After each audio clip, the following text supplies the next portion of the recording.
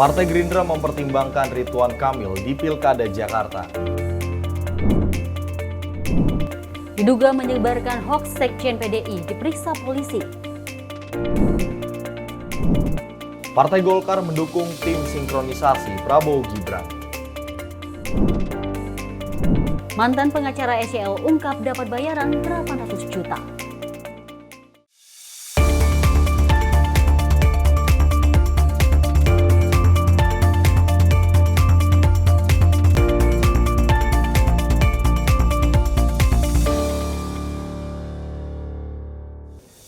Halo, selamat malam. Halo, selamat malam pemirsa. Senang sekali rasanya di hari Selasa, ini tanggal berapa? 4 ya? 4, ya. Tanggal 4 Juni ini kami menyapa dan memberikan informasi penting seputar tentang isu yang kita sampaikan tadi. Betul, kalau kita melihat tadi di headline kita, Dewi Manik dan juga pemirsa, ini ada Partai Gerindra yang mempertimbangkan Ridwan Kamil di Pilkada Jakarta. Benar sekali. Nampaknya ini semakin seru sekali nanti, karena memang pertaruhan kursi gubernur di daerah khusus Jakarta, lebih tepatnya ini adalah sebagai batu loncatan untuk di pilpres selanjutnya. Jadi gitu. ada apa ya, sengit ya, lawannya sengit betul. untuk menempati bagaimana pilkada ini nanti dibentuk untuk pihak Jakarta sendiri. Betul. Dan juga tadi informasi bahwa kita sampaikan diduga penyebaran hoax Sekjen PDI Perjuangan ini diperiksa polisi. Nah ini kalau kita melihat nih kasus yang saat ini tengah dijalani oleh Sekjen PDIP Hasto Kristianto, karena ini diduga menyebarkan hoax di salah satu wawancaranya di salah satu TV nasional seperti itu. Tapi kita tunggu nanti ini kedepannya akan seperti apa kasus ini berjalan. Karena kan masih diteliti lebih lagi ya Betul. sama pihak kepolisian. Dan juga masih banyak informasi lainnya dan yang lebih penting ada peristiwa-peristiwa yang harus diketahui pemirsa Betul. nih. Dengan menemani waktu Anda lagi beristirahat dan juga baru pulang kerja tepatnya Andi ya. Kami sedia untuk informasikan ini kepada Anda bersama saya Dewi Manik. Dan saya Andi Rezaldi, inilah Menyapa Malam Sinfo TV. Informasi dalam Menyapa Malam pertama, edisi pertama saat ini pemirsa diawali dengan Menteri Pertahanan di mana Menteri Pertahanan Prabowo Subianto bertemu dengan Presiden Ukraina di Singapura. Pertemuan keduanya membahas persoalan pertahanan yang berlangsung di tengah kegiatan International Institutes for Strategic Studies Dialog ke-21 di Singapura. Mengakhiri pertemuan bilateral di Singapura, Menteri Pertahanan Prabowo Subianto bertemu dengan Presiden Ukraina Zelensky di Singapura pada Sabtu kemarin. Pertemuan kedua tokoh negara ini bertujuan untuk meningkatkan kerjasama antar pertahanan dan mengatasi isu global yang mendesak. Di tengah tantangan keamanan global dan regional, baik Prabowo maupun Zelensky menegaskan pentingnya menjaga perdamaian dan keamanan internasional di tengah sejumlah konflik dan ancaman terorisme, bahkan keduanya perlu melakukan dialog damai dan solusi melalui upaya diplomatik. Isu tentang kemanusiaan, khususnya kondisi di Gaza, juga menjadi agenda pembahasan di mana Indonesia dan Ukraina sama-sama menekankan urgensi memberikan bantuan kemanusiaan dan memastikan akses ke populasi yang terdampak di zona konflik. Kedua negara juga membuka peluang untuk berkolaborasi pada sektor industri pertahanan melalui transfer teknologi. Hal ini menunjukkan keterbukaan antara Indonesia dan Ukraina. Kedua negara juga membuka peluang untuk berkolaborasi dalam sektor industri pertahanan melalui transfer teknologi. Hal ini menunjukkan keterbukaan antara Indonesia dengan Ukraina dalam memperluas kerjasama. Di akhir pertemuan, Prabowo mengatakan akan memperkuat komitmen Indonesia untuk membangun hubungan pertahanan yang kuat dan saling menguntungkan dengan Ukraina. Tim redaksi Sinfo TV melaporkan. Ya, kalau kita melihat ini pertemuan bilateral yang dilakukan oleh Menhan Prabowo bersama Presiden Ukraina Zelensky, ini melihatnya pertemuan antara Menteri Pertahanan dengan Presiden. Dan juga kalau kita melihat ini pertemuan dengan Presiden terpilih seperti itu, bukan lagi sebagai Menteri Pertahanan kalau kita melihat ya. Dan tapi kita lanjutkan dulu pemberitaan soal Menteri Pertahanan Prabowo Subianto ini juga melakukan pertemuan bilateral dengan Menteri Pertahanan Swedia yang dilakukan usai memamerkan pandangannya terkait berbagai isu dunia di Forum Shangri-La Dialog 2024 Singapura. Dalam pertemuan keduanya negara dalam berlangsung, ini dengan suasana keakraban dan mencerminkan kemitraan yang kuat, serta jangka panjang antara Swedia, khususnya dalam bidang pertahanan. Menteri Pertahanan Prabowo Subianto melakukan pertemuan bilateral dengan Menhan Swedia, Hepal Henning Johnson, usai memaparkan pandangannya terkait berbagai isu dunia di Shangri-La Dialog 2024 di Singapura pada Sabtu kemarin. Dalam pertemuan tersebut, perwakilan kedua negara kembali menyatakan komitmen untuk memperkuat kerjasama pertahanan dalam rangka mempromosikan keamanan dan stabilitas regional. Prabowo juga menyoroti posisi strategis Indonesia di wilayah Asia Tenggara dan menekankan pentingnya untuk memperkuat hubungan pertahanan dengan mitra sejajar seperti negara Swedia. Sementara itu, Menhan Johnson juga mengapresiasi peran Indonesia terkait upaya untuk menjaga stabilitas keamanan regional dan menyatakan kesediaan Swedia untuk lebih terlibat dalam inisiatif kerjasama pertahanan dengan Indonesia. Pada akhir pembicaraan, Prabowo menyampaikan bahwa Indonesia menantikan kolaborasi lebih lanjut dengan Swedia dalam memajukan tujuan bersama untuk mewujudkan perdamaian, keamanan, dan kemakmuran di wilayah. Dari Jakarta, tim redaksi Sinpo TV melaporkan. Sibuk sekali ya Bapak Menteri Pertahanan kita saat ini. Kalau tadi Presiden Swedia dan ini Menteri Pertahanannya nih. Betul, Kan kunjungannya. Ya kita akan mengikuti terus ya kegiatan dari Presiden terpilih saat ini. Dan memang ini masih tentang seputar isu Presiden terpilih. Pemirsa, informasi berikut ini, Menteri Pertahanan Republik Indonesia Prabowo Subianto menerima kunjungan kehormatan Duta Besar New Zealand untuk Indonesia, Mr. Kevin Burnett, beserta pendamping di ruang kerja Menhan Republik Indonesia. Ya, dalam pertemuan ini kedua negara menegaskan kembali pentingnya hubungan dan persahabatan yang kuat, kepercayaan niat baik bersama.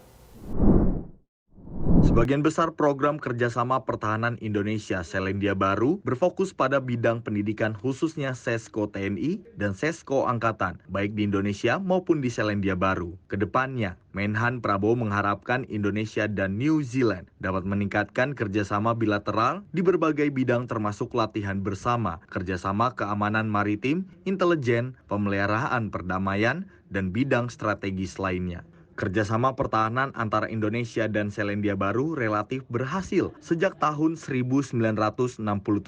Hal ini ditandai dengan pertukaran perwira melalui program pendidikan dan pelatihan yang diselenggarakan di Indonesia dan Selandia Baru. Turut hadir mendampingi Menhan Prabowo dalam kunjungan tersebut, PLT Dirjen Tim Redaksi Sinpo TV melaporkan. Ya, Menhan Prabowo ini memang kalau kita melihat di agendanya di Singapura pada pekan lalu, ini melakukan pertemuan bilateral di sela-sela kegiatannya di sana. Benar dalam sekali. dialog ISS 2024 di sana. Dan pertemuan bilateral ini juga tidak hanya dilakukan terhadap Menteri Pertahanan dari berbagai negara, tapi juga terhadap presiden-presiden yang tergabung dalam dialog tersebut gitu. Intinya apapun yang dilakukan Presiden terpilih saat ini supaya untuk mendukung ataupun kerjasama yang baik ya, mewakili Indonesia tepatnya di kancah luar internasional. Betul sekali. Dan berikut informasi ini pemirsa, Menteri Lingkungan Hidup dan Kehutanan Republik Indonesia Siti Nurbaya bersama dengan Menteri Keuangan Sri Mulyani dan Menteri Iklim dan Lingkungan Norwegia melakukan kunjungan ke Taman Nasional Gunung Leuser. Ya, kunjungan ini bertujuan untuk memperkuat kerjasama Indonesia-Norwegia dalam upaya konservasi dan pengurangan emisi gas rumah kaca. Dalam kunjungan ini, Menteri LHK Siti Nurbaya memperlihatkan keindahan Bukit Lawang yang merupakan bagian dari Taman Nasional Gunung Leuser kepada Menteri Sri Mulyani dan Menteri Erickson. Ketiganya berkesempatan melihat langsung orangutan Sumatera atau Pongo ebeli, salah satu satwa yang paling terkenal di kawasan ini. Saya dan Ibu Menkyu mendampingi yang terhormat Bapak Presiden menerima Menteri Lingkungan Hidup dan Iklim Norwegia, Bapak Andreas Erickson. Ini Pak Andreas, tadi kami berbicara tentang bagaimana kerjasama MOU antara Indonesia dan Norway melalui Menteri Lingkungan Norway dan Menteri LHK-nya Indonesia. Sasaran utamanya adalah Forest and Other Land Use Net-Sink 2030, dan tadi diceritakan sudah ada juga dukungan konkret atau kontribusi sebagai prestasi aksi iklim Indonesia sebesar 156 juta US dollar, itu kira-kira setara dengan karbon 30,2 juta ton. Ketiga menteri tersebut sempat menyaksikan dua individu orangutan yang melompat dari dahan ke dahan di tengah pepohonan yang rimbun. Dalam rangka memperingati Hari Lingkungan Hidup Sedunia yang jatuh pada 5 Juni, ketiga menteri juga sempat merekam siniar di tengah hutan. Kegiatan ini merupakan bagian dari upaya untuk meningkatkan kesadaran akan pentingnya konservasi keanekaragaman hayati dan upaya untuk penurunan emisi gas rumah kaca dari sektor kehutanan dan penggunaan lahan lainnya. Dari Jakarta, tim redaksi Sinpo TV melaporkan. Ya, masih seputar dengan pertemuan antara Menteri Keuangan kunjungan ini Menteri Iklim dan Lingkungan Hidup Norwegia Andreas Bjelland Friksen memberikan pujian terhadap pemerintah Indonesia yang mampu menurunkan angka deforestasi sebesar 90%. Dan Andreas turut menyampaikan pentingnya menyuarakan visi Indonesia menuju full net sink di tahun 2030 agar mendapat perhatian dunia.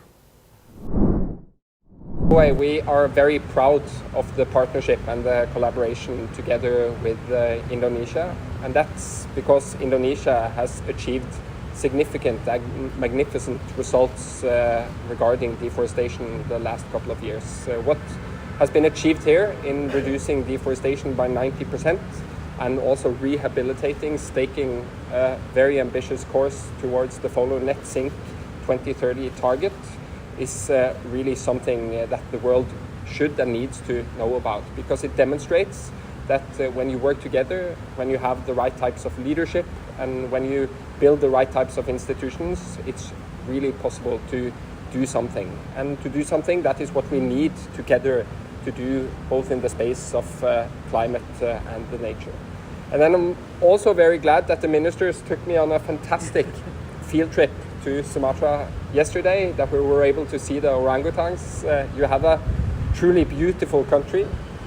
I could have stayed much longer, so I guess I'll have to come back at a later stage, because we've had some fantastic days here, also talking about all the opportunities that lies ahead of us, how we can continue building on the partnership through the MOU signed in 2022 to continue together on the path that we both want to walk and to demonstrate for other countries that is possible to do so.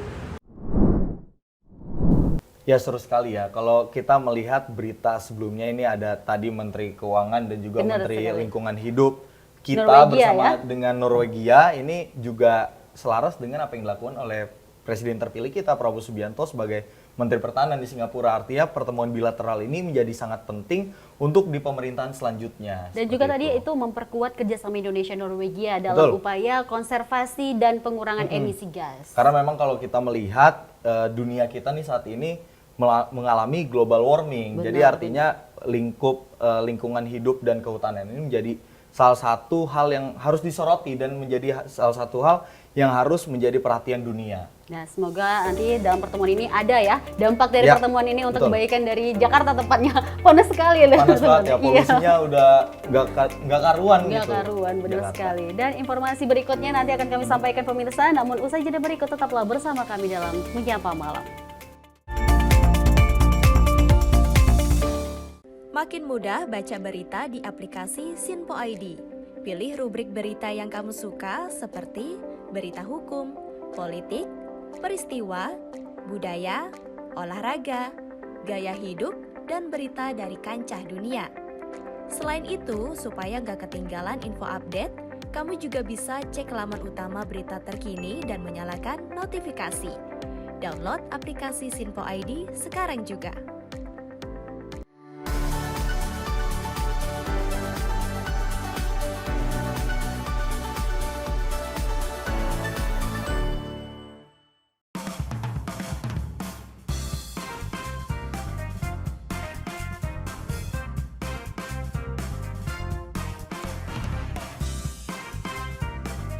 Informasi strategi ekonomi dan bisnis dengan host dan narasumber yang berpengalaman yang dikemas dalam program Beken, Bisnis Elit dan Keren. Setiap Sabtu dan Minggu pukul 16.00 hanya di Sinpo TV. Bersama saya, Roni Francis. Dan saya, Doni De Keizer. Saksikan program Beken, Bisnis Elit dan Keren. Hanya di Sinpo TV. Cara mudah dapatkan informasi dengan satu aplikasi. Download app Sinpo ID.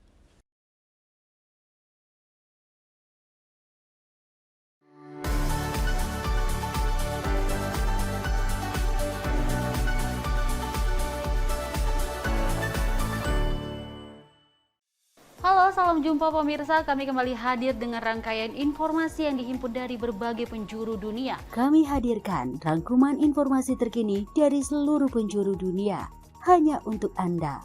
Informasi paling penting dan sajian berita menarik kami sajikan hanya di Sinpo Dunia. Bersama saya Dewi Manik, inilah Sinpo Dunia selengkapnya untuk Anda. Jangan lewatkan Sinpo Dunia setiap Senin hingga Jumat di Sinpo TV.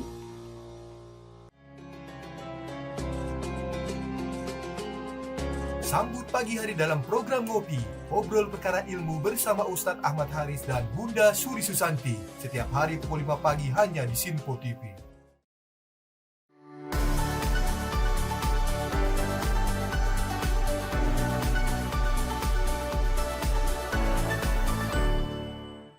Sejumlah peristiwa penting dan bersejarah kami sampaikan secara langsung dari tempat kejadian secara real time dalam program Breaking News Sinpo TV. Saksikan terus Breaking News Sinpo TV. Halo, salam jumpa pemirsa. Senang sekali kita kembali hadir menjumpai Anda dalam Menyapa Malam ini. Rangkuman informasi berkualitas siap temani Anda di malam hari. Sajian berita teraktual yang menjadi pembicaraan kami hadirkan ke layar kaca. Laporan dari berbagai peristiwa kami sajikan ke ruang informasi Anda. Kami hadirkan topik yang jadi sorotan dengan nuansa kekinian. Bangga sekali yang melihat sepak bola Indonesia akhirnya seperti itu. Selain main di Qatar, Presiden juga ikut nih ya, para menteri. Tapi bukan di Qatar. Ya, di Gorontalo. Ini di Gorontalo pada saat meninjau panen raya seperti itu, panen raya jagung di Provinsi Gorontalo. Dan juga kita berharap kok peristiwa-peristiwa seperti ini jauh-jauh lah ya, benar kanan dia. Karena mengerikan, Curanmor, terus kayak kejadian seperti tadi yang nggak kita duga, nggak kita sangka, yang kita jauh-jauhkan nih bisa saja menimpa gitu. Dan kita tetap harus berhati-hati pemirsa. Saya Andi Rezaldi. Saya Chef Hakung. Terima kasih sudah menonton. Selamat malam dan sampai jumpa. Saksikan selalu Menyapa Malam setiap Senin sampai Jumat pukul 20.00 waktu Indonesia bagian Barat hanya di Sinpo TV.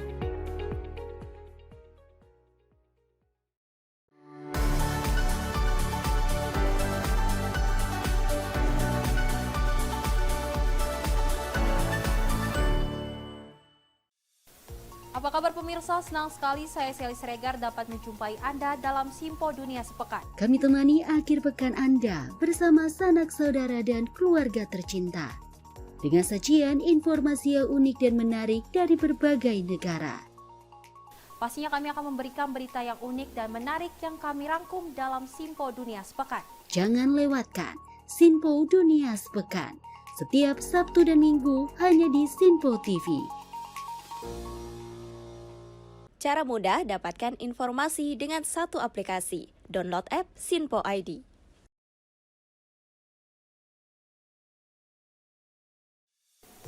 Salam jumpa pemirsa, Anda menyaksikan Sinpo Sepekan bersama saya Syem Hakung. Beragam informasi selama sepekan kami sajikan untuk Anda. Rangkuman berita yang menjadi sorotan media massa siap menemani akhir pekan Anda bersama keluarga tercinta. Bersama saya Syem Hakung, kita jelang informasi selengkapnya untuk Anda. Kami hadirkan Sinpo Sepekan setiap minggu pukul 6 pagi hanya di Sinpo TV. Sinpo TV kembali hadir pemirsa dengan berbagai informasi yang terjadi di parlemen selama satu pekan terakhir dalam program Warta Parlemen bersama saya, Andi Rezaldi. Dari ruang komisi hingga ruang sidang paripurna, sejumlah keputusan penting kerap kali diputuskan oleh para wakil rakyat di gedung Dewan. Agar tidak terlewatkan sejumlah peristiwa penting dan bersejarah dari gedung parlemen kami sajikan kepada pemirsa Sinpo TV dalam Warta Parlemen. Hadir setiap Sabtu pukul 9 pagi waktu Indonesia Barat hanya di Sinpo TV. Cara mudah dapatkan informasi dengan satu aplikasi. Download app Sinpo ID.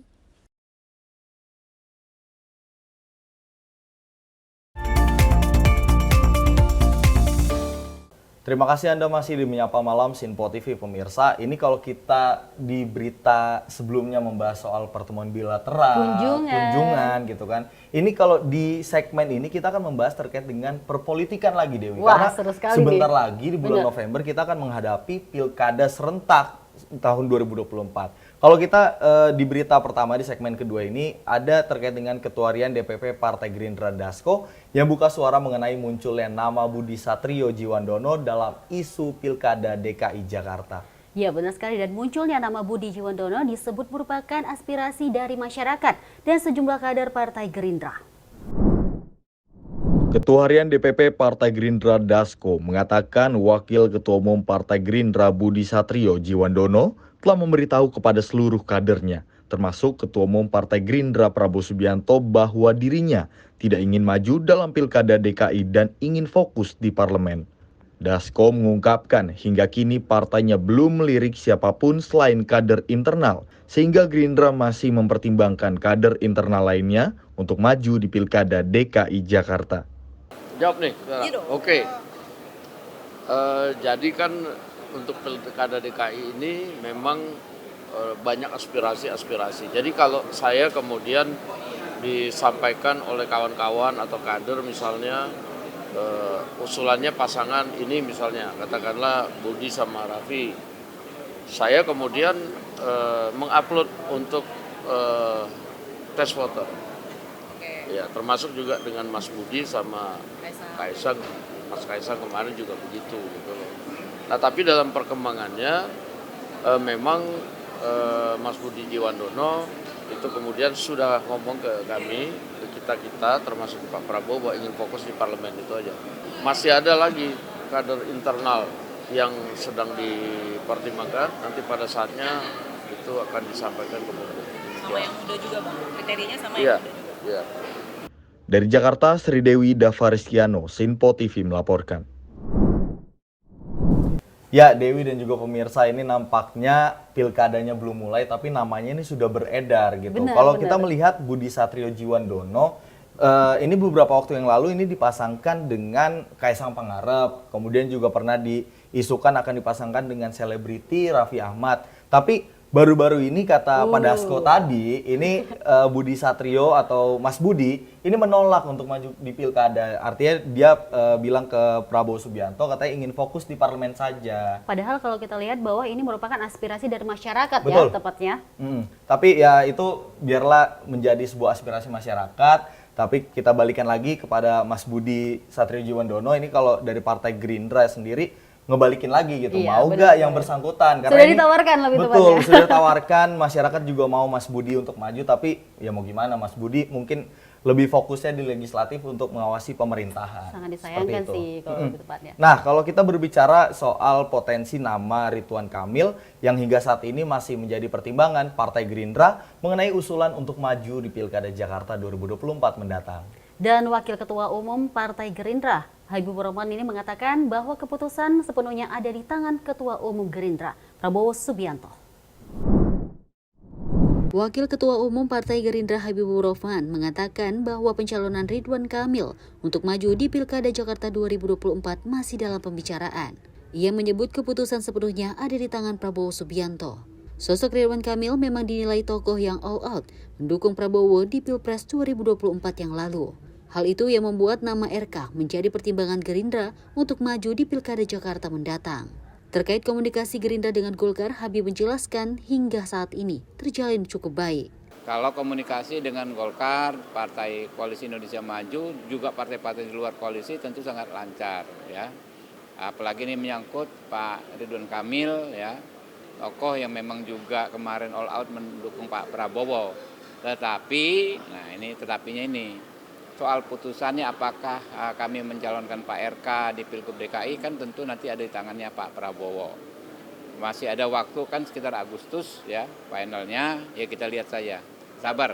Dari Jakarta, Selis Siregar, Ahmad Amin, Sinpo TV melaporkan.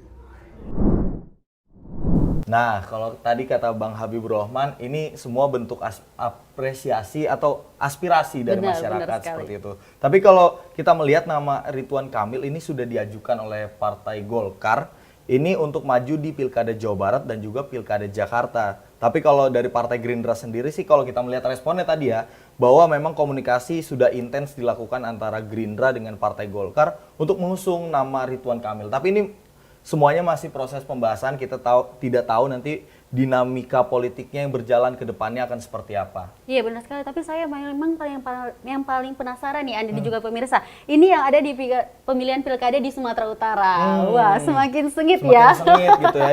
Di Sumatera Utara juga katanya Ahok maju, kemudian Mas Bobi juga maju. Ini pertarungan dari mantan PDIP dengan kader PDIP, gitu tepatnya.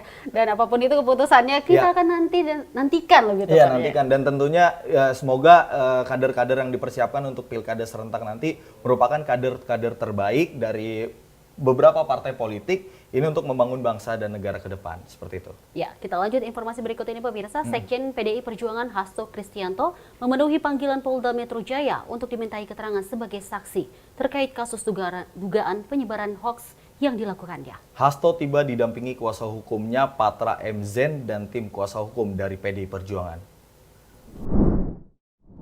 Sekjen PDI Perjuangan Hasto Kristianto tiba di Polda Metro Jaya dengan didampingi kuasa hukumnya Patrai M. Zen dan tim kuasa hukum PDI Perjuangan. Dengan mengenakan baju berwarna merah, Hasto tiba di Polda Metro Jaya pukul 10 waktu Indonesia Barat. Hasto mengatakan kedatangannya ke Polda Metro Jaya untuk memenuhi panggilan penyidik Direktorat Reserse Kriminal Umum Polda Metro Jaya untuk dimintai keterangan ataupun klarifikasi sebagai saksi atas dugaan penyebaran berita bohong atau hoax. Saya hadir didampingi oleh penasihat hukum dari Badan Bantuan Hukum dan Advokasi Rakyat PDI Perjuangan, tetapi juga ada penasihat hukum saya pribadi, Bung Patra Sen, dan sebagai tanggung jawab warga negara yang taat hukum, karena kita adalah negara hukum, bukan negara kekuasaan, maka saya datang dengan niat baik memenuhi surat panggilan yang diberikan kepada saya atas pernyataan saya dalam wawancara di media TV nasional. Sebelumnya, Sekjen PDI Perjuangan Hasto Kristianto dilaporkan oleh 2 orang atas dugaan penghasutan dan penyebaran berita bohong usai melakukan wawancara di salah satu stasiun TV nasional. Dari Jakarta, Jihan Nabila Azizul Hakim, Sinpo TV melaporkan.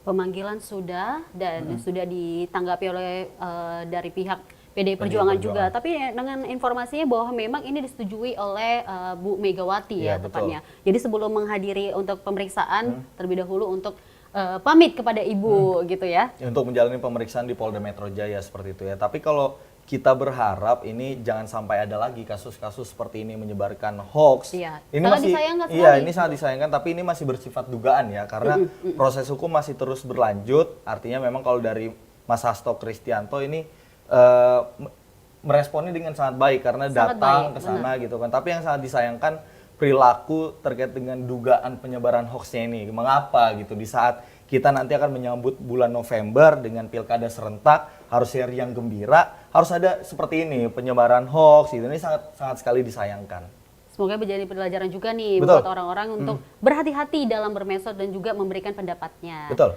Dan informasi berikut ini pemirsa, tim kuasa hukum Presiden Joko Widodo menanggapi hasil putusan Pengadilan Negeri Jakarta Pusat terkait 3 kasus keluarga Presiden Jokowi. Tim kuasa hukum mengungkap bahwa 3 gugatan yang dialamatkan kepada keluarga Presiden Jokowi sama sekali tidak terbukti. Tim kuasa hukum Presiden Joko Widodo menggelar konferensi pers terkait putusan Pengadilan Negeri Jakarta Pusat mengenai 3 gugatan yang beralamatkan kepada keluarga Presiden Joko Widodo. Ketua kuasa hukum Presiden Jokowi, Otto Hasibuan, mengatakan bahwa gugatan tersebut berhasil dikalahkan oleh pihaknya. Otto menegaskan, tuduhan dengan gugatan perihal dinasti politik keluarga Jokowi di PT UN dan 2 lainnya yang digugat melalui PN Jakarta Pusat, yakni ijazah palsu dan pencalonan Gibran sebagai wapres tidak terbukti. Lebih luas, dirinya berharap seluruh pihak yang tidak suka terhadap Jokowi untuk berhenti menyebarkan narasi negatif kepada mantan wali kota Solo itu beserta keluarganya. Mungkin sudah beberapa kali kita melakukan wawancara seperti ini karena perkara yang ditujukan kepada Pak Joko Widodo itu ada 3. Satu dulu itu di PT UN, yaitu menyangkut tuduhan kepada Pak Joko Widodo melakukan praktek dinasti. Satu lagi itu adalah tuduhan kepada Pak Joko Widodo melakukan tindakan ijazah palsu. Itu diajukan gugatan di Pengadilan Negeri Jakarta Pusat.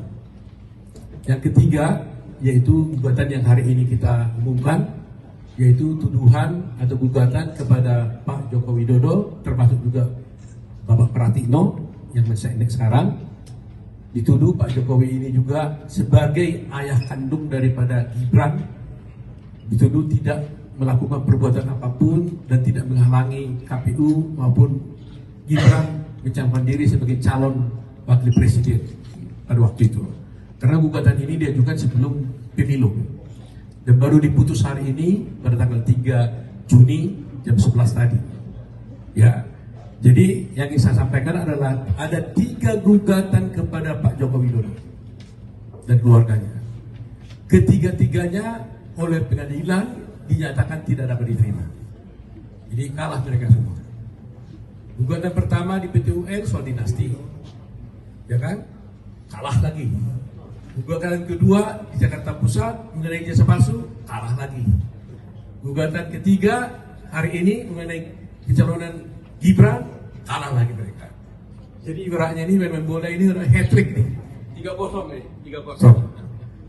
Nah, oleh karena itu, kami harap seluruh masyarakat Indonesia dimanapun berada, mulai hari ini, mari kita hentikan polemik tentang tuduhan-tuduhan yang diajukan kepada Bapak Joko Widodo, baik mengenai praktek dinasti, baik mengenai ijazah palsu, maupun mengenai soal pencalonan Bapak Gibran sebagai wakil presiden. Dari Jakarta, Fahrizal, Rona Bayu, Sinpo TV melaporkan. Waduh, kalau ada soal seperti ini ya, lebih tepatnya kalau kita melihat bahwa apapun itu sekarang itu diterima oleh Pak Jokowi. Betul.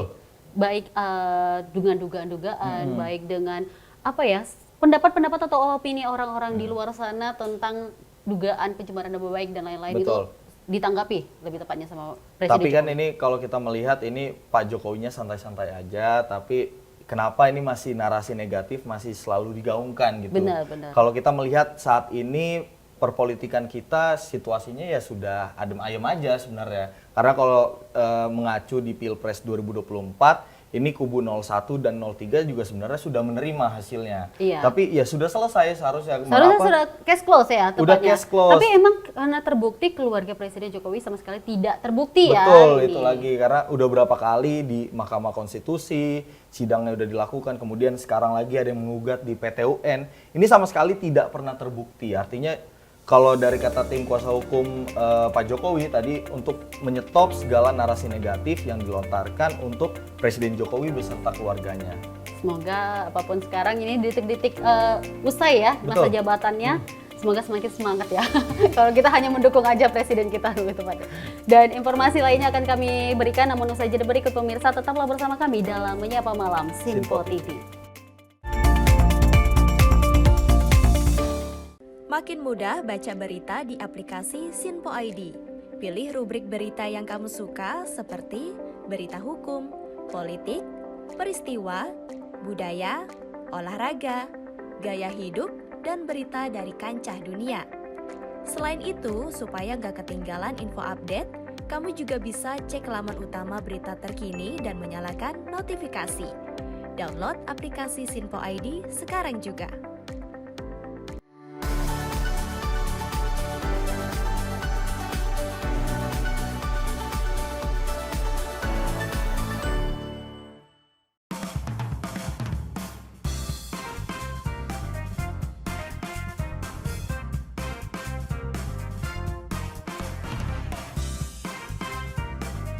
Informasi strategi ekonomi dan bisnis dengan host dan narasumber yang berpengalaman yang dikemas dalam program Beken, Bisnis Elit dan Keren. Setiap Sabtu dan Minggu pukul 16.00 hanya di Sinpo TV. Bersama saya, Roni Francis. Dan saya, Doni De Keizer. Saksikan program Beken, Bisnis Elit dan Keren. Hanya di Sinpo TV. Cara mudah dapatkan informasi dengan satu aplikasi. Download app Sinpo ID.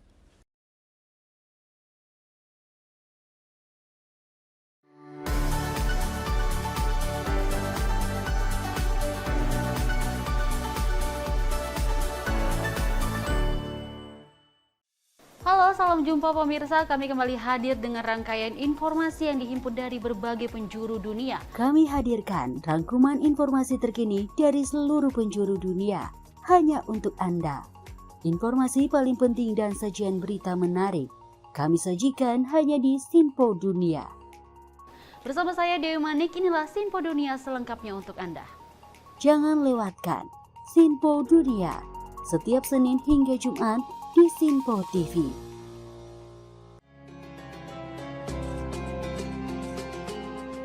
Sambut pagi hari dalam program Ngopi, obrol perkara ilmu bersama Ustadz Ahmad Haris dan Bunda Suri Susanti. Setiap hari pukul 5 pagi hanya di Sinpo TV.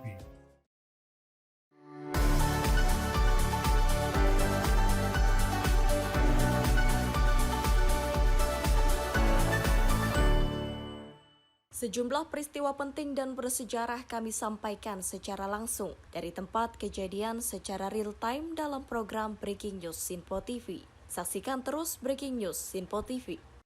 Halo, salam jumpa pemirsa. Senang sekali kita kembali hadir menjumpai Anda dalam Menyapa Malam ini. Rangkuman informasi berkualitas siap temani Anda di malam hari. Sajian berita teraktual yang menjadi pembicaraan kami hadirkan ke layar kaca. Laporan dari berbagai peristiwa kami sajikan ke ruang informasi Anda. Kami hadirkan topik yang jadi sorotan dengan nuansa kekinian. Bangga sekali yang melihat sepak bola Indonesia akhir-akhirnya seperti itu. Selain main di Qatar, Presiden juga ikut ya, para menteri. Tapi bukan di Qatar. Ya, di Gorontalo. Ini di Gorontalo pada saat meninjau panen raya seperti itu, panen raya jagung di Provinsi Gorontalo. Dan kita berharap kok peristiwa-peristiwa seperti ini jauh-jauh lah ya, benar kan dia. Karena mengerikan curanmor, terus kayak kejadian seperti tadi yang nggak kita duga, nggak kita sangka, yang kita jauh-jauhkan nih bisa saja menimpa gitu. Dan kita tetap harus berhati-hati pemirsa. Dan saya Andi Rezaldi, saya Chef Hakung. Terima kasih sudah menonton. Selamat malam dan sampai jumpa. Saksikan selalu Menyapa Malam setiap Senin sampai Jumat pukul 20.00 waktu Indonesia bagian Barat hanya di Sinpo TV.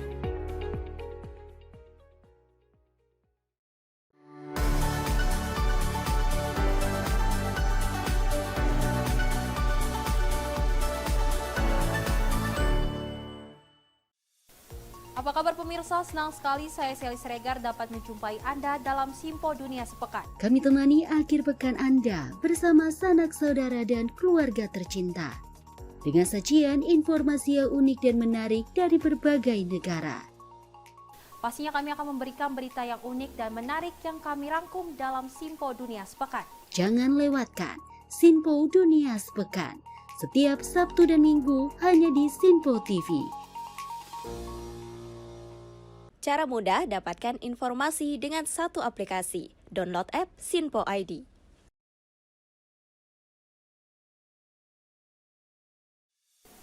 Salam jumpa pemirsa, Anda menyaksikan Sinpo Sepekan bersama saya Syem Hakung. Beragam informasi selama sepekan kami sajikan untuk Anda. Rangkuman berita yang menjadi sorotan media massa siap menemani akhir pekan Anda bersama keluarga tercinta. Bersama saya Syem Hakung, kita jelang informasi selengkapnya untuk Anda. Kami hadirkan Sinpo Sepekan setiap minggu pukul 6 pagi hanya di Sinpo TV. Sinpo TV kembali hadir pemirsa dengan berbagai informasi yang terjadi di parlemen selama satu pekan terakhir dalam program Warta Parlemen bersama saya, Andi Rezaldi. Dari ruang komisi hingga ruang sidang paripurna, sejumlah keputusan penting kerap kali diputuskan oleh para wakil rakyat di gedung Dewan. Agar tidak terlewatkan sejumlah peristiwa penting dan bersejarah dari gedung parlemen kami sajikan kepada pemirsa Sinpo TV dalam Warta Parlemen. Hadir setiap Sabtu pukul 9 pagi waktu Indonesia Barat hanya di Sinpo TV. Cara mudah dapatkan informasi dengan satu aplikasi. Download app Sinpo ID.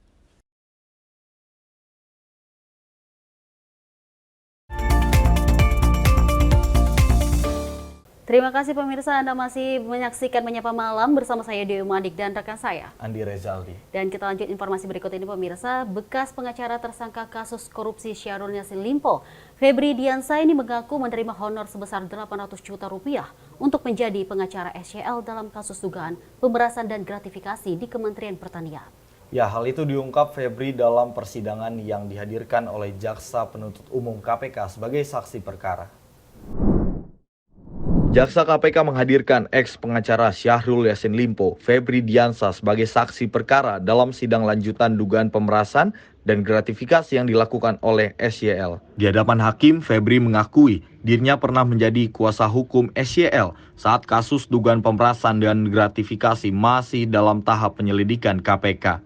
Selama 5 bulan menjadi kuasa hukum SYL, Febri mengungkapkan dirinya mendapatkan honor sebesar 800 juta rupiah. Febri menyebut uang 800 juta rupiah dibagikan untuk 8 orang yang tergabung dalam tim hukumnya.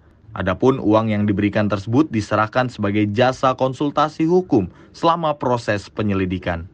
Berapa menerima honor? Honorarium itu kami bagi yang mulia, izin menjelaskan. Satu di tahap penyelidikan, kami menerima honorarium ini mengacu pada pasal 21 Undang-Undang Advokat berdasarkan kesepakatan pada saya. Berapa? Apakah tepat saya sampaikan di sini yang karena kalau penuntut umum yang tanya, tidak perlu Pak Febri jawab. Penasihat hukum bertanya nggak perlu dijawab. Tapi kalau hakim bertanya harus dijawab. Apa dasarnya? Dasarnya pasal 165 ayat 1 Kuhap. Hakim apa saja boleh ditanyakan kepada saksi. Kenapa saya tanya begitu? Apakah niatan ini datangnya dari saudara atau karena sesuatu keadaan? Itu pertimbangan dari hakim. Silakan jawab. Berapa aja ya, nggak ada soal Pak. Dan itu hak saudara, tidak melanggar undang-undang. Oke, profesional. Silakan jawab. Pada saat itu di tahap penyelidikan yang disepakati pasalnya adalah 800 juta rupiah. Berapa? 800 juta rupiah. Untuk 8 orang? Tim kami ada 8 untuk 3 klien. 3 klien, 800 juta. 800 juta. Wajar. Bukan lima itu. Wajar kan? Dan satu hal ini ya, boleh saya tambahkan. Silakan. Jadi pada saat itu kami juga menegaskan, saya komunikasi dengan Pak Kasdi, mungkin bisa dikonfirmasi juga, bahwa karena kasus ini bersifat pribadi, maka kami sampaikan sumber dananya itu juga dari pribadi, dan kemudian dalam perjanjian jasa hukum juga kami sebutkan bahwa klien menjamin sumber dana dari hasil yang sah dan tidak hasil tindak pidana. Dari Jakarta, Gianabila Azizul Hakim, Sinpo TV melaporkan. Ya, masih soal terkait dengan mantan pengacara Syahrul Yassin Limpo, Febri Diansah ini mengaku juga bahwa dirinya mundur menjadi pengacara hukum di kasus dugaan korupsi di lingkungan Kementerian Pertanian ketika dirinya dicegah oleh KPK berpergian ke luar negeri. Ya, dan Febri Diansah ini menyebut sudah tidak menjadi kuasa hukum SYL saat kasus tersebut sudah masuk tahap penyidikan oleh KPK. Dalam sidang lanjutan, ex-pengacara Syahrul Yassin Limpo, Febri Diansah, menyampaikan dirinya mundur dan sudah tidak lagi menjadi kuasa hukum ex-mentan Syahrul Yassin Limpo ketika kasus dugaan korupsi sudah masuk ke dalam tahap penyidikan oleh penyidik Komisi Pemberantasan Korupsi. Febri menyampaikan pengunduran diri tersebut dilakukan karena ia dan 2 orang rekannya dicegah ke luar negeri yang diajukan oleh penyidik Komisi Pemberantasan Korupsi kepada pihak imigrasi pada awal November 2023. Adapun awal mula pencekalan itu dilakukan terhadap Febri saat SYL yang ditangkap penyidik KPK sekitar bulan Oktober 2023. Kenapa sudah dicekal? Apakah ada hubungannya dengan perkara ini atau tidak? Saya tidak tahu yang mulia. Surat yang kami terima untuk pencegahan keluar negeri tersebut itu normatif saja, dan penjelasan yang kami baca di media itu juga dalam hal suatu saat dibutuhkan keterangan itu bisa dipanggil gitu, atau tidak sedang berada di luar negeri. Tapi perlu juga saya sampaikan ya, selama sekitar 6 bulan tersebut tidak ada panggilan kepada kami sampai dengan pencegahan berakhir sekitar bulan lalu ya. Tapi kami menghormati itu, kalaupun kami dipanggil kami datang. Baik, sudah mengatakan awal November 2023 itu sudah disekat ya dalam November awal. September awal. Berarti berapa kali saudara? Apakah diperpanjang lagi? Tidak ada surat pemberitahuan lagi. Tidak ada surat, hanya sekali aja saudara ya? Satu kali, saya menerima surat dari KPK, kemudian saya terima surat dari imigrasi. Dari Jakarta, Jihan Nabila, Azizul Hakim, Sinpo TV melaporkan. Wow. Ya, proses masih terus berjalan dalam sidang kasus korupsi, dugaan korupsi ini mantan Menteri Pertanian Syahrul Yassin Limpo ini sampai dengan pemeriksaan mantan pengacaranya. Dan berdasarkan pengakuan Febri Diansah ini cukup fantastis sekali bayarannya. Benar, itu mengejutkan sekali ya sama kita ya. 800 juta rupiah untuk membela mantan napi korupsi. Gitu. Tapi kalau kita lihat memang ini kasus yang cukup besar. Betul. Nah, apakah dananya dari mana nih? Nah, itu yang masih ditelusurin, apakah dananya ini hanya di keluarganya saja dinikmatinya atau ada indikasi dinikmati juga ke partai politik aliran dananya. Ini masih terus diproses. Dan masih ini berlanjut dalam betul persidangan sekali, juga. Pemeriksaan masih terus dilakukan, tapi yang kita harapkan semoga ini semuanya berjalan dan yang bersangkutan menerima hukuman sesuai dengan apa yang diperbuatnya. Benar sekali, saya setuju soal itu ya. Pemirsa juga pastinya setuju itu. Betul sekali. Dan kita lanjut informasi berikut ini pemirsa, panitia seleksi calon pimpinan dan Dewan Pengawas KPK masa jabatan 2024-2029 untuk pertama kalinya tampil di muka publik. Dalam kesempatan itu, panitia seleksi mengundang warga Indonesia yang memenuhi persyaratan untuk segera mendaftar. Ketua sekaligus anggota Panitia Seleksi Calon Pimpinan dan Dewan Pengawas Komisi Pemberantasan Korupsi atau Pansel KPK, Muhammad Yusuf Ate, mengundang warga Indonesia berpartisipasi dalam seleksi Capim dan Dewas KPK periode 2024-2029. Hal ini seiring habisnya masa jabatan pimpinan dan Dewas KPK periode 2019-2024 pada Desember mendatang. Yusuf mengatakan, Pansel KPK akan segera mengumumkan pendaftaran ini pada 4 Juni hingga 25 Juni 2024. Semua informasi itu nantinya akan dirilis melalui media cetak, media elektronik, laman resmi KPK, dan laman resmi Kementerian Sekretariat Negara. Dalam proses seleksi nantinya Yusuf menjelaskan, Pansel KPK akan mengumumkan nama Capim dan Dewas KPK untuk mendapatkan tanggapan masyarakat. Kami panitia seleksi mempunyai tugas berdasarkan undang-undang. Pertama, mengumumkan penerimaan calon pimpinan dan Dewan Pengawas Komisi Pemberantasan Korupsi. Kedua, melakukan pendaftaran calon pimpinan dan Dewas Komisi Pemberantasan Korupsi.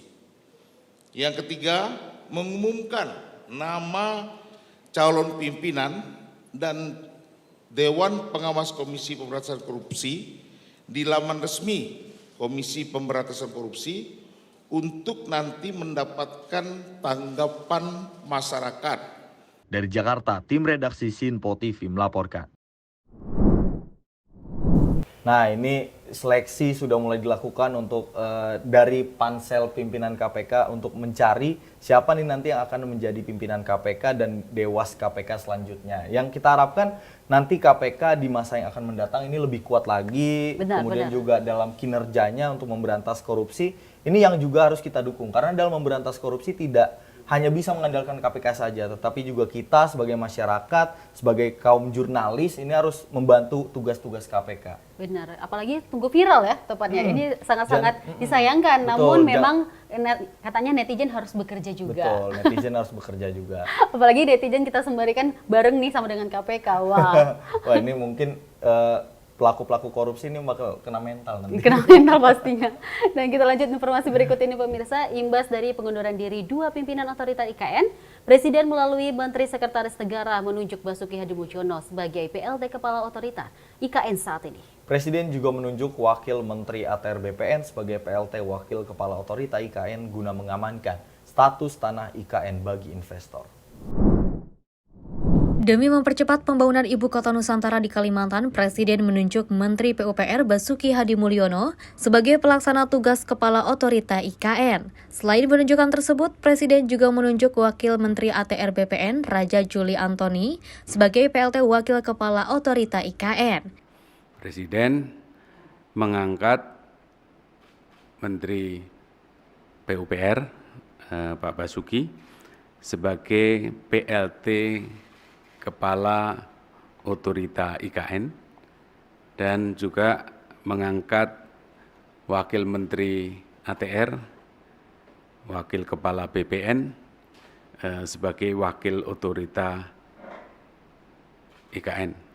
Dalam kesempatan tersebut, Basuki Hadimulyono menjelaskan bahwa tugas dan tanggung jawab pelaksana tugas sejalan dengan kepala otorita juga memiliki fokus yang sama, yakni mempercepat pelaksanaan program-program di IKN. Dalam pelaksanaan program di IKN, polemik status tanah menjadikan penunjukan Raja Juli Antoni sebagai PLT Wakil Kepala Otorita IKN agar investor tidak ragu berinvestasi di tanah ibu kota Nusantara tersebut. Jadi kenapa beliau ditunjuk sebagai Wakil Kepala UKN? Karena ini menyangkut status tanah. Jadi kami berdua akan segera memutuskan status tanah di UKN ini apakah dijual, disewa, ataukah KPBU. Ya, kami ingin mempercepat itu sehingga para investor tidak ragu-ragu lagi untuk melakukan investasinya. Dari Jakarta, tim redaksi Sinpo TV melaporkan. Ya, Presiden Jokowi memang akan dijadwalkan ini siap berkantor di ibu kota Nusantara sekitar bulan Juni hingga Juli mendatang. PLT OIKN menegaskan bahwa seluruh infrastruktur kantor siap dipakai nantinya. Dan percepatan investasi diperlukan bagi pemerintahan karena status tanah yang masih rancu hingga saat ini. Presiden Jokowi dijadwalkan akan siap berkantor di ibu kota Nusantara atau IKN sekitar akhir Juni atau awal Juli mendatang. Pelaksana tugas otorita IKN Basuki Hadimulyono mengatakan, Presiden akan beristirahat di rumah tapak jabatan menteri jika hendak pergi ke IKN nantinya. Usai ditunjuk sebagai PLTO IKN, Basuki menyampaikan untuk pembangunan infrastruktur IKN melalui dana APBN saat ini sudah menyentuh progres 80% pada tahap 1 dan 2. Setelah itu, Basuki menegaskan saat ini percepatan investasi karena status tanah yang saat ini masih belum jelas. Kalau sekarang ini dari APBN sudah masuk, sudah sampai 80% pembangunan batch 1 maupun batch 2. Oke. Nanti Pak Presiden mau ke IKN, nginepnya bukan di camping lagi, tapi sudah di rumah jabatan menteri. Oke, menunjukkan bahwa ini sudah siap. Oke, itu yang dari APBN. Yang masih perlu dipercepat adalah yang investasi tadi. Semuanya karena status tanah yang belum jelas dan juga kerjasamanya yang belum jelas. Untuk itulah kami tugasnya khusus percepatan tadi. Dari Jakarta, tim redaksi Sinpo TV melaporkan. Masih seputar dengan IKN pemirsa dan juga Adi, ini ada informasi PLT Kepala OIKN Basuki Hadimulyono menyiapkan skema Pemda khusus IKN dalam masa peralihan ibu kota dari Jakarta. Ya, dirinya mengungkapkan pihaknya masih menunggu disahkannya peraturan Presiden tentang otorita ibu kota Nusantara agar percepatan pembangunan tidak terhambat.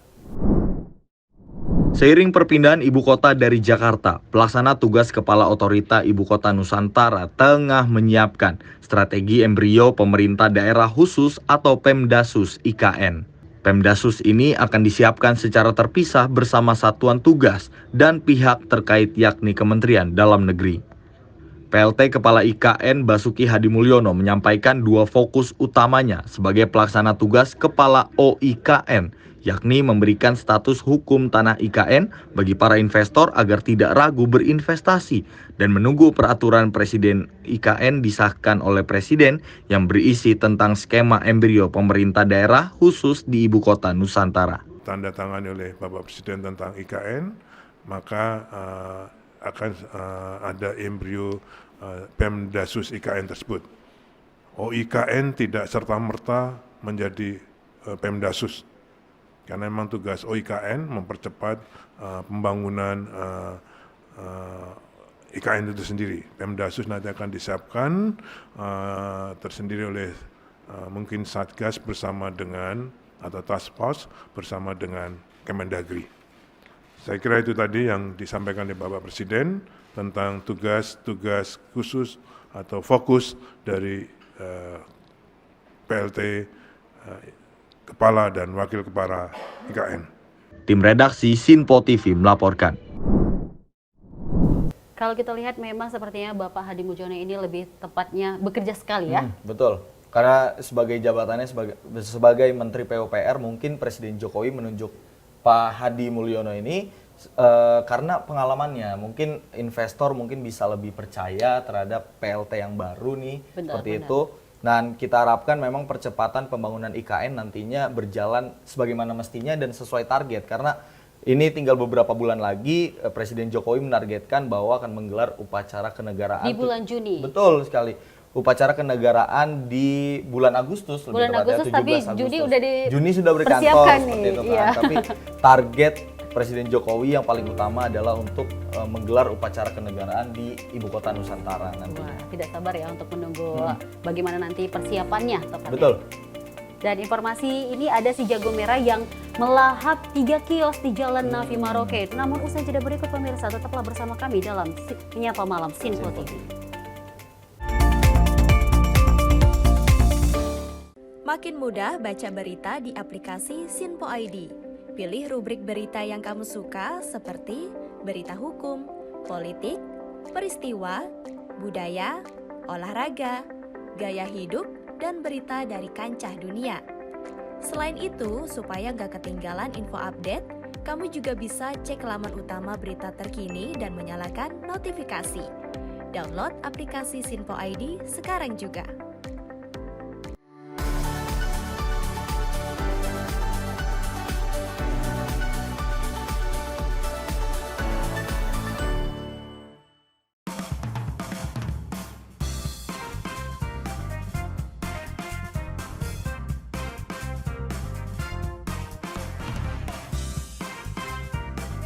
Informasi strategi ekonomi dan bisnis dengan host dan narasumber yang berpengalaman yang dikemas dalam program Beken, Bisnis Elit dan Keren.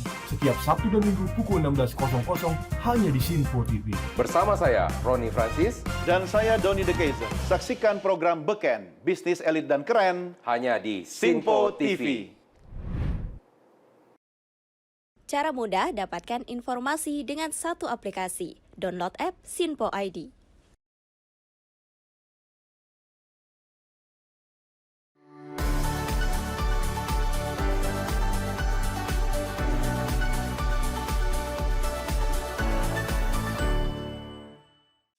Halo, salam jumpa pemirsa. Kami kembali hadir dengan rangkaian informasi yang dihimpun dari berbagai penjuru dunia. Kami hadirkan rangkuman informasi terkini dari seluruh penjuru dunia hanya untuk Anda. Informasi paling penting dan sajian berita menarik kami sajikan hanya di Sinpo Dunia. Bersama saya Dewi Manik, inilah Sinpo Dunia selengkapnya untuk Anda. Jangan lewatkan Sinpo Dunia setiap Senin hingga Jumat di Sinpo TV.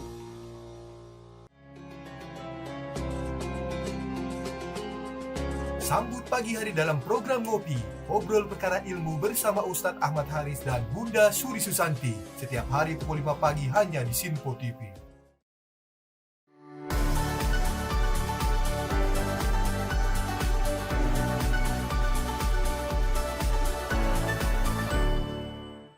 Sejumlah peristiwa penting dan bersejarah kami sampaikan secara langsung dari tempat kejadian secara real time dalam program Breaking News Sinpo TV. Saksikan terus Breaking News Sinpo TV. Halo, salam jumpa pemirsa. Senang sekali kita kembali hadir menjumpai Anda dalam Menyapa Malam ini. Rangkuman informasi berkualitas siap temani Anda di malam hari. Sajian berita teraktual yang menjadi pembicaraan kami hadirkan ke layar kaca. Laporan dari berbagai peristiwa kami sajikan ke ruang informasi Anda. Kami hadirkan topik yang jadi sorotan dengan nuansa kekinian. Bangga sekali yang melihat sepak bola Indonesia akhirnya seperti itu. Selain main di Qatar, Presiden juga ikut nih ya, para menteri. Tapi bukan di Qatar. Ya, di Gorontalo. Ini di Gorontalo pada saat meninjau panen raya seperti itu, panen raya jagung di Provinsi Gorontalo. Dan kita berharap kok peristiwa-peristiwa seperti ini jauh-jauh lah ya, benar kan Andi ya. Karena mengerikan Curanmor, terus kayak kejadian seperti tadi yang nggak kita duga, nggak kita sangka, yang kita jauh-jauhkan nih bisa saja menimpa gitu. Dan kita tetap harus berhati-hati pemirsa. Saya Andi Rezaldi. Saya Chef Hakung. Terima kasih sudah menonton. Selamat malam dan sampai jumpa.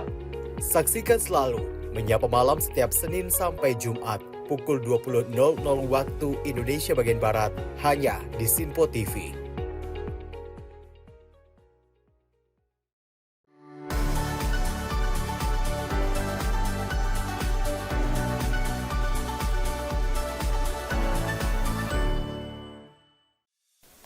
Apa kabar pemirsa? Senang sekali saya Sally Siregar dapat menjumpai Anda dalam Simpo Dunia Sepekan. Kami temani akhir pekan Anda bersama sanak saudara dan keluarga tercinta. Dengan sajian informasi yang unik dan menarik dari berbagai negara. Pastinya kami akan memberikan berita yang unik dan menarik yang kami rangkum dalam Simpo Dunia Sepekan. Jangan lewatkan Simpo Dunia Sepekan setiap Sabtu dan Minggu hanya di Sinpo TV. Cara mudah dapatkan informasi dengan satu aplikasi. Download app Sinpo ID.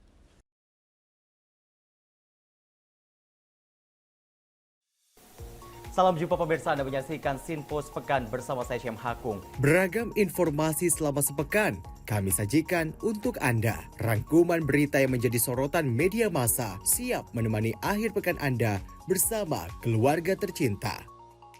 Bersama saya Syem Hakung, kita jelang informasi selengkapnya untuk Anda. Kami hadirkan Sinpo Sepekan setiap minggu pukul 6 pagi hanya di Sinpo TV. Sinpo TV kembali hadir pemirsa dengan berbagai informasi yang terjadi di parlemen selama satu pekan terakhir dalam program Warta Parlemen bersama saya, Andi Rezaldi. Dari ruang komisi hingga ruang sidang paripurna, sejumlah keputusan penting kerap kali diputuskan oleh para wakil rakyat di gedung Dewan. Agar tidak terlewatkan sejumlah peristiwa penting dan bersejarah dari gedung parlemen kami sajikan kepada pemirsa Sinpo TV dalam Warta Parlemen. Hadir setiap Sabtu pukul 9 pagi waktu Indonesia Barat hanya di Sinpo TV. Cara mudah dapatkan informasi dengan satu aplikasi. Download app Sinpo ID.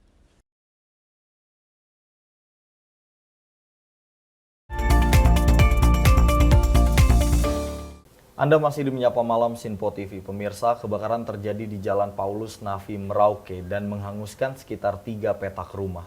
Dan kebakaran terjadi sekitar pukul 22 waktu Indonesia Timur. Hingga saat ini belum diketahui apa penyebab kebakaran tersebut.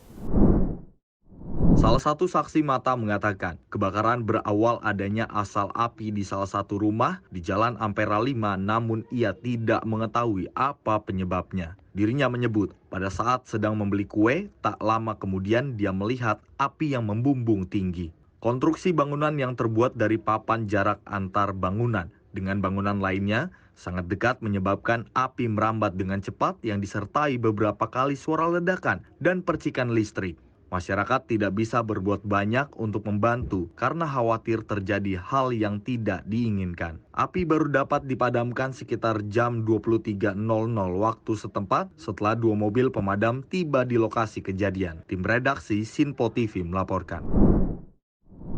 Informasi berikut ini pemirsa, anak lelaki berusia 8 tahun berinisial MAG jatuh dari JPO di Kampung Jaha ke Jalan Tol Jati Asih Kota Bekasi. Korban terjatuh saat beristirahat di JPO setelah kelelahan bermain dengan teman-temannya.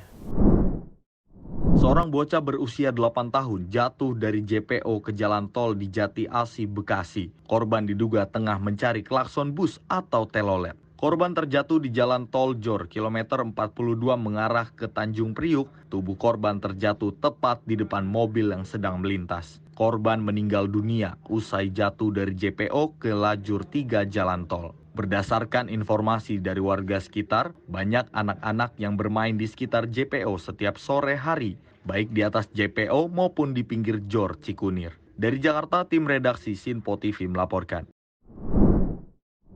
Dan informasi kita lanjut pemirsa, seorang anggota Polri dari tim patroli perintis presisi Polda Metro Jaya terkena luka bacok saat membubarkan sekelompok pemuda yang hendak melakukan aksi tawuran di kawasan Meruya, Kembangan, Jakarta Barat. 8 orang pelaku tawuran kemudian diamankan petugas kepolisian. Bribda MN terpaksa harus mendapatkan pertolongan medis di salah satu rumah Kembangan, Jakarta Barat akibat terkena luka sabetan senjata tajam di bagian lengan kirinya. Korban yang merupakan anggota Polri dari tim patroli perintis presisi Polda Metro Jaya ini menjadi korban saat tengah membubarkan sekelompok pemuda yang terlibat dalam aksi tawuran di kawasan Meruya Selatan, Kembangan, Jakarta Barat. Salah satu pelaku yang tak terima dibubarkan polisi nekat menyerang korban dengan senjata tajam jenis celurit hingga melukai korban di bagian lengan kirinya. 8 orang pelaku langsung diamankan petugas, di mana polisi juga turut menyita sejumlah senjata tajam jenis celurit yang dari tangan para pelaku. Saat menggelar jumpa pers, Kapolsek Kembangan Kompol Billy Gustiano menjelaskan 3 dari 8 orang pelaku berinisial ZF, AAP, dan RF telah ditetapkan sebagai tersangka oleh pihak kepolisian Polsek Kembangan. Sementara itu 5 orang pelaku lainnya yang masih di bawah umur dan tidak terbukti membawa senjata tajam telah dikembalikan ke orang tuanya masing-masing. Bahwa korban yaitu sebagai personil Dit Samapta Polda Metro Jaya, yaitu tim patroli perintis presisi Polda Metro Jaya, sedang melaksanakan kegiatan patroli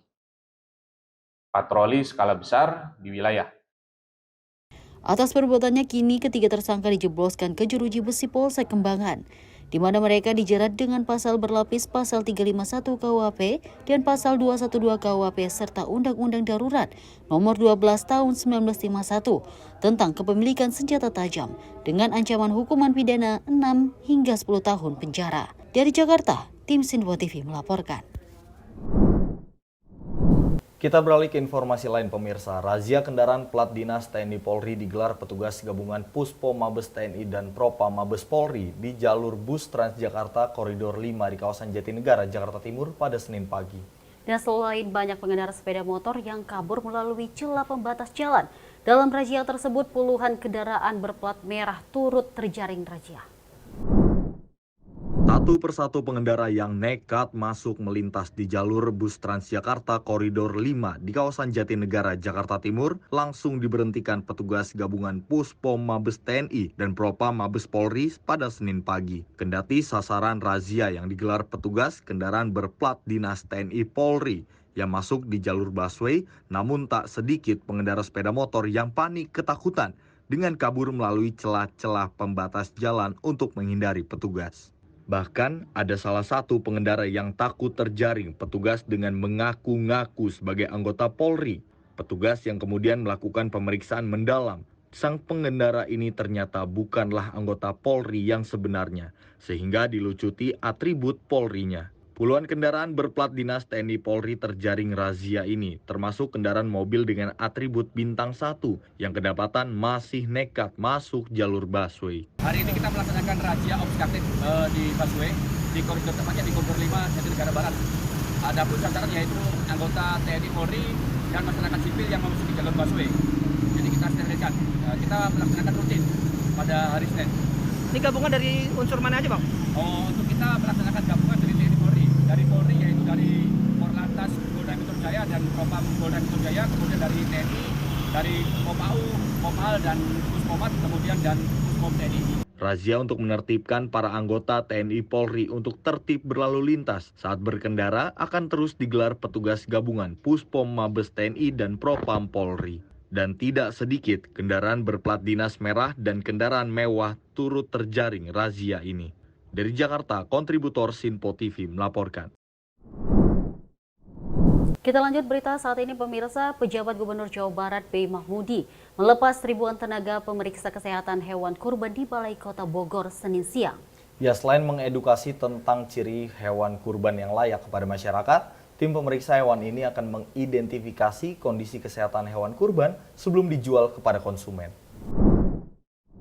Guna memastikan kesehatan hewan kurban jelang Hari Raya Idul Adha 1445 Hijriah Senin siang, Pemprov Jawa Barat menerjunkan sejumlah tenaga pemeriksaan hewan kurban yang akan bertugas di 27 kota dan kabupaten. Pelepasan tenaga kesehatan yang berlangsung di Balai Kota Bogor, Jawa Barat ini dipimpin langsung PJ Gubernur Jawa Barat B. Mahmudin. Tim pemeriksaan kesehatan hewan kurban tersebut terdiri dari para dokter hewan, petugas medis, dan Dinas Ketahanan Pangan dan Peternakan Provinsi Jawa Barat. Tim pemeriksaan kesehatan hewan kurban tersebut terdiri dari para dokter hewan, petugas medis dan Dinas Kesehatan Pangan dan Peternakan Provinsi Jawa Barat, kabupaten, dan kota. Hingga mahasiswa, total ada 4.000 orang yang akan bertugas hingga Hari Raya Idul Adha mendatang. Selain itu, Pemprov juga menyediakan kendaraan pelayanan veteriner yang bisa menangani secara langsung hewan kurban apabila ditemukan penyakit. Nantinya para tenaga kesehatan ini akan memberikan edukasi kepada para pedagang dan konsumen tentang pentingnya hewan yang aman untuk dijadikan kurban. Masyarakat pun diminta untuk tidak ragu menanyakan langsung tentang kesehatan hewan kurban pada Masyarakat pun diminta untuk tidak ragu menanyakan langsung tentang kesehatan hewan kurban kepada penjual. Selama bertugas, mereka juga akan melakukan pemeriksaan uji klinis hewan-hewan yang terdapat di peternakan di wilayah Jawa Barat. Hewan kurban yang dianggap lolos pemeriksaan nantinya akan diberikan label sehat oleh petugas. Dari Bogor, Sinpo TV melaporkan. Ya, untuk para orang tua mungkin harus lebih awas lagi terhadap anak-anaknya. Ini kita harus melihat juga tempat bermain anak di mana. Jangan di tempat jembatan penyeberangan orang yang itu di bawahnya tuh langsung jalan tol. Ini sangat berbahaya sekali. Kalau butuh kita pengawasan yang betul lebih sekali. lagi, Kalau kita melihat video yang viral di sosial media yang baru saja kita tayangkan, itu konstruksi jalan tolnya saja jembatan penyeberangan orang ini itu bolong. Jadi menurut kesaksian dari saksi yang ada di lokasi, ini korban katanya lagi bermain nunggu telolet bis gitu. Kan ini sering sekali kalau kita melihat ya. Sekali. Gitu. Jadi dia bersender dan jatuh ke jalan tol. Dan sangat disayangkan jika hal ini terjadi di keluarga kita. Untuk itu makanya ini menjadi suatu pelajaran ya untuk kita untuk lebih dijaga, lebih awas lagi ketika anak-anak bermain tepatnya.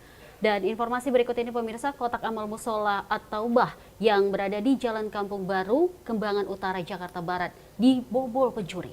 Uang milik jemaah senilai 3 juta rupiah raib berhasil digasak pelaku. Detik-detik aksi pelaku pencurian kotak amal musola at-taubah di Jalan Kampung Baru, Kembangan Utara, Kembangan, Jakarta Barat terekam CCTV. Dalam rekaman tersebut terlihat pelaku beraksi seorang diri menghampiri sebuah kotak amal musola.